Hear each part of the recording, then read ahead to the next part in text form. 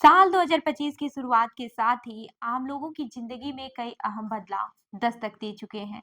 ये बदलाव सीधे तौर पर रोजमर्रा के लेन-देन, गाड़ियों की खरीद बिक्री, पेंशन के नियम, किसानों की आर्थिक स्थिति और विदेश यात्रा से जुड़े नियमों पर असर डालेंगे।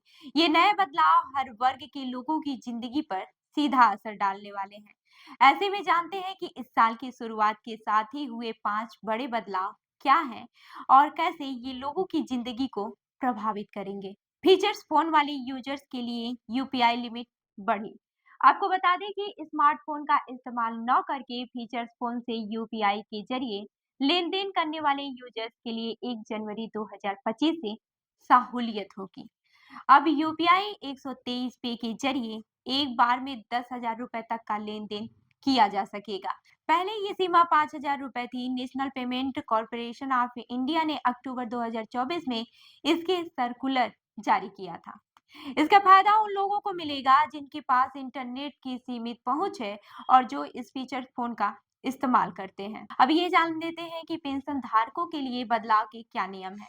जनवरी 2025 से ईपीएफओ के पेंशन भोगियों के लिए नए नियम लागू हो गए हैं, जिसके तहत अब वो किसी भी बैंक के एटीएम से अपनी पेंशन निकाल सकते हैं और इसके लिए किसी भी अतिरिक्त वेरिफिकेशन की जरूरत नहीं होगी। सरकार ने 4 सितंबर 2024 को कर्मचारी पेंशन 1995 के केंद्रीकृत पेंशन भुगतान प्रणाली यानी कि सीपीपीएस को मंजूरी दी थी।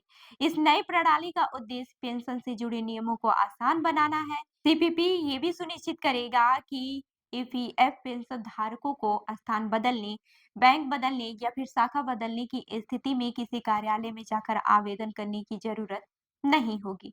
ये प्रणाली उन पेंशन भोगियों के लिए बड़ी राहत साबित होगी जो रिटायरमेंट के बाद अपने गृह नगर में बस जाते हैं। इस फैसले से 78 लाख पेंशन धारकों को फायदा होगा। अब ये जान लेते हैं कि इस नए साल में गाड़ियों की कीमतों में क्या बदलाव हुआ। जनवरी 2025 से कई कार और गाड़ियों की कीमतों में बढ़ोतरी भी लागू हो गई है। इसमें छोटे हैचबैक से लेकर लग्जरी मॉडल तक की गाड़ियां शामिल हैं।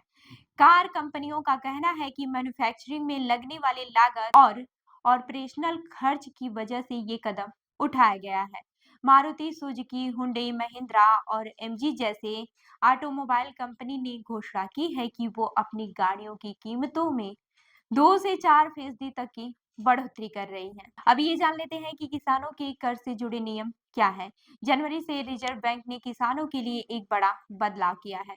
अब किसान बिना गारंटी के बैंक से 2 लाख रुपए तक का कर्ज ले सकेंगे, जो पहले 1.60 लाख रुपए तक सीमित था। अब 2 लाख रुपए तक के कर्ज के लिए न तो जमानत की जरूरत होगी और न ही मार्जिन की। ये बदलाव किसानों के लिए कर्ज लेना आसान बनाएगा और खेती किसानी की बढ़ती लागत का सामना करने में मदद करेगा। अमेरिका, थाईलैंड के वीजा नियमों में बदलाव का भारतीयों पर क्या असर पड़ा है, ये भी जान लेते हैं।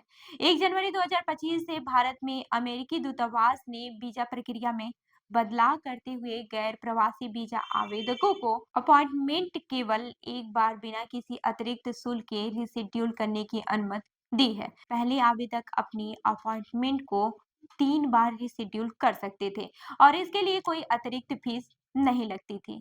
अब अगर किसी आवेदक को दूसरी बार अपॉइंटमेंट रिशेड्यूल करनी है, तो उन्हें नए सिरे से आवेदन करना होगा और वीजा फीस दोबारा भरनी होगी।